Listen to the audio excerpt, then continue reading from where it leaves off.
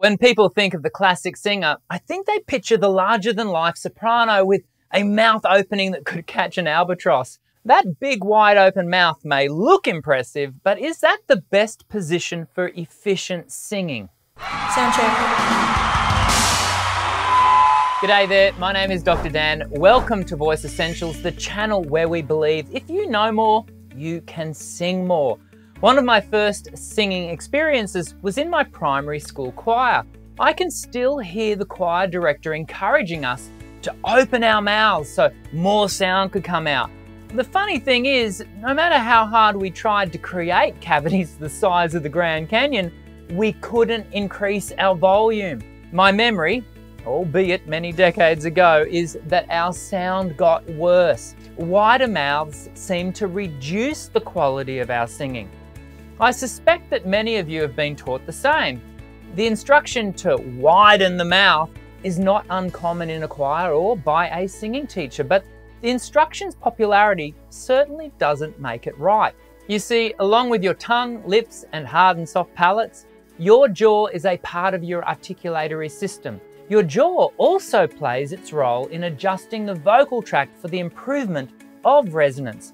However, what I commonly observe among beginner singers is a persistent tendency to rely on the jaw as the primary source of articulation and amplification of resonance. And this is where the all too easy mistake is often made. I find it helpful to instruct the relegation of the importance of the jaw to secondary at best. You see, when your jaw becomes too involved, it will want to dominate the space.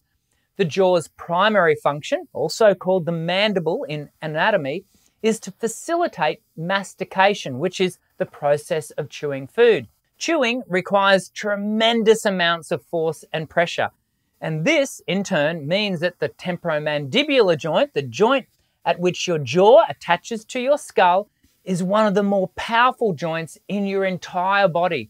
But the jaw's strength also carries some innate weaknesses. It's big, strong, and cumbersome. So as far as articulation goes, it often doesn't move fast enough to provide enough clarity in our diction. The tongue is a far more agile and nimble articulator. Unfortunately, the tongue can also be rather sluggish.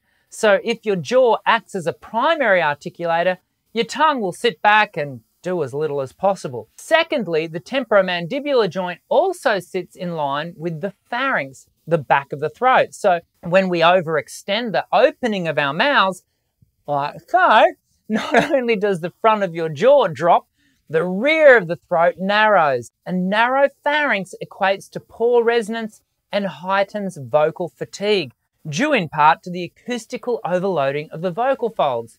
Acoustic overloading occurs when the sound, carried on the air, hits an overly narrowed space, in this case the pharynx. As a result, by virtue of pressure, it turns around and travels back down the vocal tract, thus overloading the vocal folds. It's labor intensive and will fatigue your voice at a higher rate.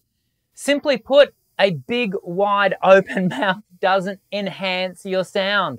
Fortunately, I've got a little activity that will help you to experience the wonders of clear diction and full tone, all with a neutral jaw. Before I give you the exercise, I just want to qualify what I mean by the word neutral. When I talk about a neutral jaw, I don't mean we're going to aim at a fixed position. To illustrate, consider the contrast between the neutral positions of an automatic car and a manual car. The automatic gearbox has a fixed position that locks into place. The manual gearbox has a neutral position with far more play. And that's the free position we aim at when we work towards a neutral jaw. We certainly don't want it to be fixed. We want to have some free movement in it without any tension. So here's the activity, and it's super easy. Using your favorite singing exercise, simply place your pinky in between your top and bottom rows of teeth, just off to the side of the center. For those of you who have my vocal exercise audio tracks, exercises 1 and 3 are really good for this. Let me show you using exercise 3, but before I do, a couple of instructions. Firstly, don't allow your jaw to bite. The whole idea is for the jaw to remain connected to the pinky without dropping or biting. And secondly, be sure to sit your tongue in behind your bottom front teeth. Okay, let's do a few phrases together from exercise 3. Here we go. Yeah, yeah, yeah, yeah. Suppose you're used to having a big wide open jaw. In that case, you may find that maintaining the neutral jaw position requires a lot of intentional thought. As a second step, try singing your favorite song using your pinky to maintain a neutral jaw position. It's hard, but the benefits for your resonance are amazing. And please don't misunderstand what we're aiming to do here. I'm not suggesting that your jaw should never drop into a wider opening than what everyday speech might require, for example. What we're seeking to achieve is a far more efficient and moderate middle of the range position. Wider jaws are sometimes needed, but even those wider mouth positions are often not as cavernous as you might first expect. Again, the key word here is neutral, not fixed.